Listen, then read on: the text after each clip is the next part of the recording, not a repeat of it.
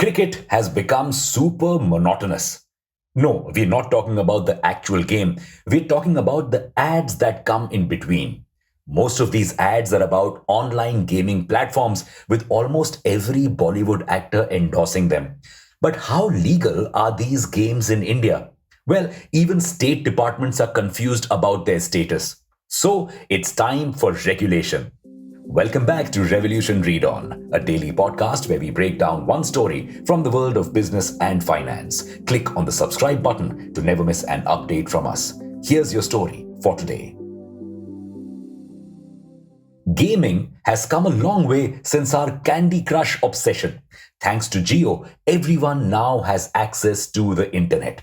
And out of 846 million internet users in India, 433 million play online games. And while there are hundreds of kinds of online games, a major chunk of this crowd is attracted to real money games. Real money games are those where you're not just playing for a score or rewards, you're playing for cold, hard cash. These games involve fantasy sports like Dream 11, online poker, rummy, and even Ludo. Wait, isn't this basically like gambling? So, shouldn't these games be illegal? Well, that's the interesting part. Technically, our law doesn't say anything about online games and online gambling. So, the Supreme Court has classified these games into two: games of skill and games of chance. Games of skill are those where you need some strategy, knowledge, or skill to win, like rummy, poker, and fantasy sports.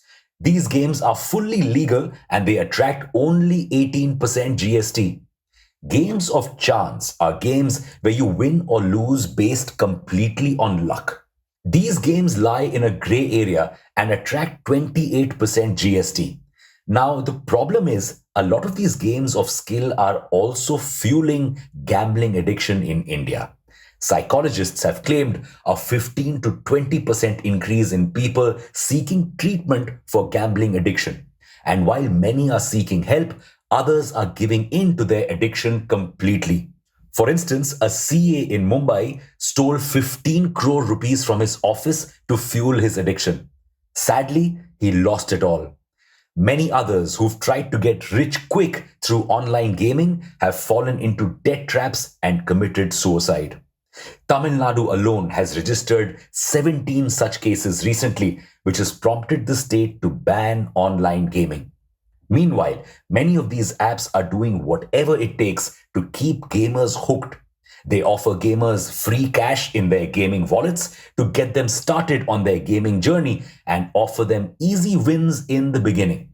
Some also keep part of the winnings in the gamer's wallet only so they have no option but to use it for playing. But all's not peachy for the industry. It has also been facing major issues. Since these games are in a regulatory gray area, a lot of these companies are spending their time fighting lawsuits and bans. And even though the Supreme Court has recognized rummy and poker as games of skill, many others don't, like the GST Council, which is why it recently sent a show cause notice to Gamescraft demanding 21,000 crore rupees in due taxes. This amount was calculated at a 28% GST rate, which Gamescraft claims goes against the Supreme Court ruling. Now, the GST Council is further set to decide on how these companies should be taxed. If they decide to raise taxes, there could be more trouble ahead. To add to all of this, gaming companies are facing strict competition from offshore betting platforms that are illegal in India. The Indian gaming industry is losing approximately $20 to $25 billion to these offshore companies that mostly run scams. A regulatory body for the gaming industry could once and for all decide which games are legal and how much tax should be levied on them. This will end the constant bans and lawsuits. Second, it could also ban offshore betting companies that are cheating users, making the space a bit more safe. Third, many users and companies are currently evading taxes. A regulatory body could make sure they are complying. Fourth, gambling addiction has given this industry a bad rep.